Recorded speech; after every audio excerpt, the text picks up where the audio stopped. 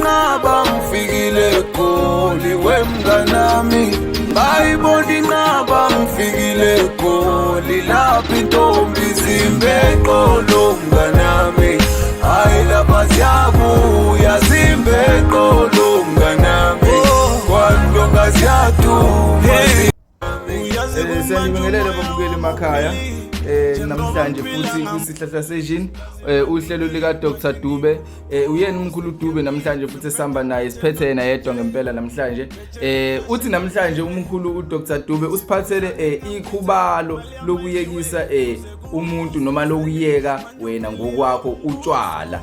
Yebo mkhulu siyakubingelela mkhulu njani ohloleni baba? Sibonani endlela sezansi. Yebo ninjani mkhulu? Yebo mkhulu. Manje la ngiphethe ikhubalo lokuyekisa utshwala. Yebo mkhulu. Ngoba utshwala sokwenza abantu abaningi baba yidiyazi utshwala. Yebo. Nazi ingane encane lezi esisathembele kuzona ukuthi izona ezizosiza sikuthola zona manje sokuyithina esisiza zona lezi ingane. Singane seyicwile utshwaleni mkhulu. Yebo. Likhubalo ke leli ngiliphethe. Liyimpuphu. Efayini kahle ufaka khona la obhiya laba ababathandayo Ebhodleleni mkhulu. Yebo, yebo. Bese ke uyaphuza. Ya uphuza kwakhe hayi ngeke abuya phinde aphuze utshwala ngoba hayi iyaphalazisa lempahla le. Oh mkhulu. Wathi uyaphinda uyaphuza hayi uzophalaza impela ngaze uphuma lenyongo. Bese kuphuma yonke lenhlese ela ngaphakathi la uphuza ezulu. Kuma yonke lenhlesela ngaphakathi.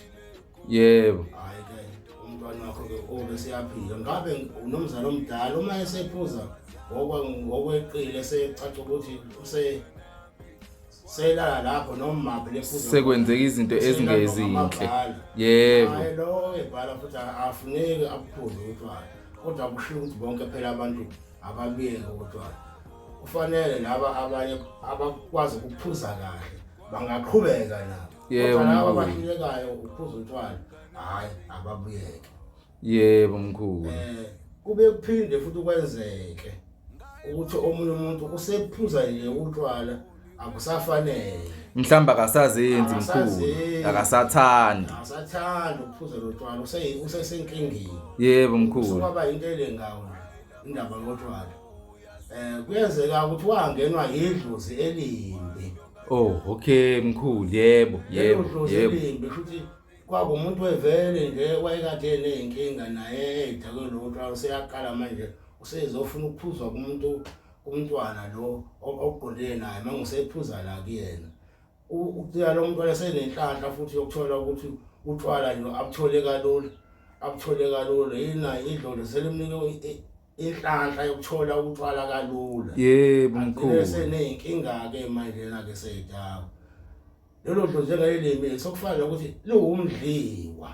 Yebo mkhulu. Okay isiselumdliwa ke manje mkhulu ngoba manje alisenzi into eright kuyena umuntu okuyena. Inhlanhla zemali limnike inhlanhla zatshwala. Seyaphuza umuntu umkhulu selala ematshwaleni. Selala ematshwaleni akasaganwa useyinkinga nje lo muntu ulandelwe lo muntu nje oyekade emumbi ke phela naye. Yebo mkhulu. Lokho ke kufanele likhishweke lelo dlozi lelo elimbi. Oh okay. Ube seyageza ngomuntu ofela mageze ngawo. Yebo mkhulu. Ageze ngalomuthi bese liyaphuma ke ledlozi ke bese ligezeke futhi libe mhlophe bese liyakwazi ukumbheka limgade kahle. Yebo ngoba mkhulu kuyenzeka mkhulu umuntu ukuthola ukuthi useyaphuza mkhulu akasathandi kodwa kuningi kakhulu lo ukuthi umuntu useyaphuza akasathandi. Yebo uphuziswa nje idlozi elimbi selimphuzisa kambe. Yebo Kumbe futhi ke kukhona amanzi amnyama akha futhi ukuthi umuntu athi uyaphuza nje ngaphuza lo mithotho nje yodwa Nkosi yami. Yebo mkhulu. Amana dakwe lo siphelile usebhuquza phansi. Usephuze ngaphezulu kwabo bonke abantu kade eqalene nabo ukuphuza. Yebo. Kanti bekade iphuze nabo abantu sekola sedakwe bonke basebebuka yena endlini. Kanti inkinga iyodwa inkinga incane mkhulu yileli dlozi nje mhlambe lamngenayo namamanzi amnyama. Amanzi amnyama amngenayo. Yebo. Senenkinga ke lo muntu ke manje sengathi silima manje lo muntu. Yebo. Lo muntu akabiyeke utshwala. Mkhulu ke wena uphethe into eqondile ekwazi ukusiza into enjenganaleyo mkhulu, izimo ezinjenganalezo. Yebo Nkosi yami. Yebo, leli khubalo mkhulu, ake ngibuze mkhulu ukuthi leli khubalo lakho mkhulu mhlambe uzosihlebela yini kancane nje mkhulu ukuthi ujijeleni wajijelana lapha phakathi kancane uzidlalisele nje mkhulu njengenjwayelo. Hayi. Kodwa ngeke uhlebeleke kakhulu ngoba akupandeningi ngoba nako mangiyibiza imali yayo. Angibizi nje imali enkulu. Yebo mkhulu. Sengajijela imali nje kuphela. Imali yayo u900 rand. Imali yayo nje uyayithola nje umuntu wakhe ahlukane mhlambe nokuhlupheka aphuze kakhulu utshwala noma wena muni inkinga wena ngokwakho wena uqobo lwakho uhlukane nje nokuphuza utshwala ngendlela ongasathandi ngo900 wakho nje kuchip kakhulu mkhulu. 900 rand nje kuship nje 900 rand nje uzayithola lento umkhwana wakho noma ubani wakho akwazi kubiyeka utshwala ahlukane nokuhlupheka ahluphe nengane phela umuntu mesephuza kakhulu kuzokuhlupheka nengane ekhaya. Yebo mkhulu. Asakwazi ukudla ngendaba lendoda edwa ngotshwala. Yebo baba wekhaya. Yebo manje mkhulu ake ngibuze futhi la khona okunye kushodayo ngithi ngifuna ukukubuza kancane wenze njani ke mkhulu ufaka ebhodleleni ngizile kancane ufaka kulona ibhodlela leli labhiya leli abalisebenzisa noma eglassini le ayisebenzisayo umuthi wakho lo usuke usumyekisa ngawo phela utshwala.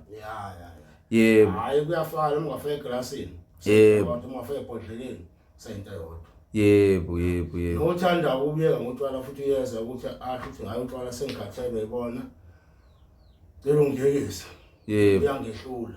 Yebo mase emva kwalokho ke mkhulu mhlambe useyaqala ke useyabuhalela utshwala mhlambe kwenzakalani emva kwendaba mkhulu. Uyabuhalela ngoba yonke lento esengaphakathi. Yebo Yonke le bhabhalazi kade lethi ithi ngiphuze. Yebo Yonke lonke. Iyayidonsa yonke lento ngaphakathi. Iphume ngokuthi ayiphalaze mkhulu noma mhlambe uphuma ngezantsi kwenzakalani. Lokuphuza lotshwala lotshwala obunalo muthi uzophalaza ke. Uphume yonke lenhlese. Yebo mkhulu. Iphume ngezantsi. Kushaya umoya iphele lento ehalayo mkhulu ethi ibhabhalazi ngiphinde ungiphuze. Yebo mkhulu. Yona impempe ehalayo ngoba umuntu ophuza utshwala esesenkingeni. Yebo. Kuwala sekuseni ukuze ngosikisi. Yebo mkhulu. Usephuza utshwala. Lo muntu akadlile njalo. Balibona utshwala phuzwa kanjalo. Yebo mkhulu kuphuzwa nangendlela. Utshwala abamadoda amadala hayi lokho bani. Yebo mkhulu.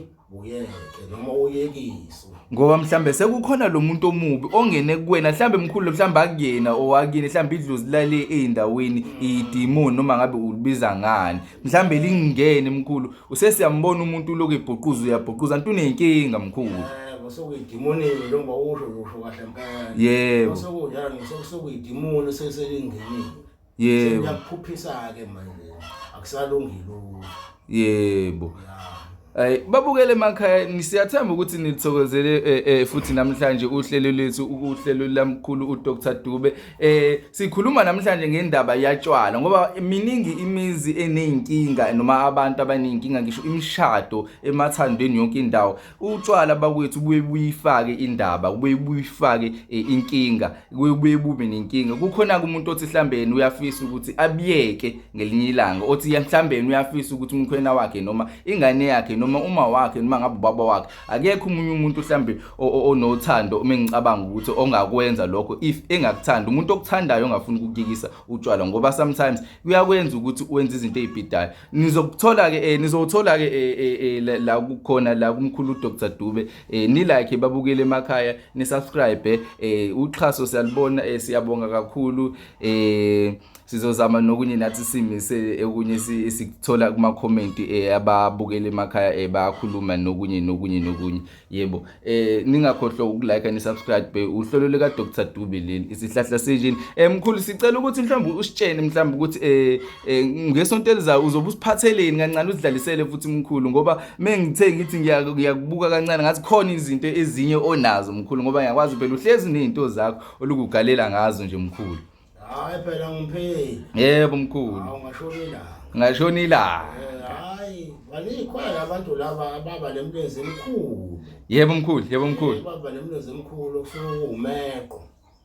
Uthola ukuthi kufuthekile mkhulu mhlambe ngathi kunamanzi kanti noma ngathi kunamafuthana umuntu leli phansi omkhulu yebo lo mlenze lo hayi uyashayeka ngoba kusuke kuwumeqo uthola lo muthi lo ozolokhu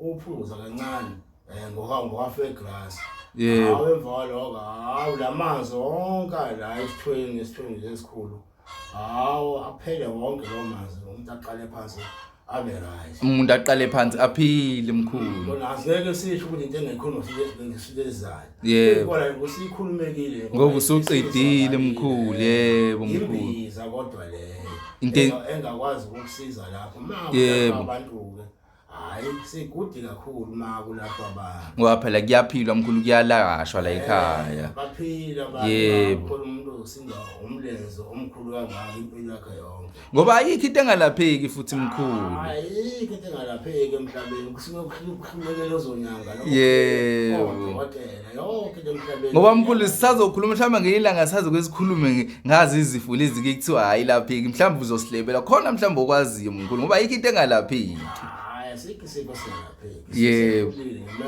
bese ukuthi laba abakhulu abese behlulekile ngosifo bese bethi asilapheki yebo mkhulu ayisikhona la kwephansi siyilapha shelezi yebo mkhulu lebabukela emakhaya ningakhohlwa ukulike and subscribe futhi umkhulu uDr Dube lo inamba uyatholakala kuyona noma ngabe nini and uyaposa futhi umkhulu uyithola impahla yakho noma ngabe useGoli noma ngabe eKapa noma ngabe ule ePietermaritzburg iyafika impahla lawo khona yebo eCape Town mkhulu iyafika impahla lawo khona inamba yakhe umkhulu ithi 072 544 yebo 62 yebo yes isisho njalo impela inamba kaMkhulu ningakhohlwa ke ukuthi nimshayele nizothola yena ngqo nikhulume naye ngqo ocingweni siyabonga yebo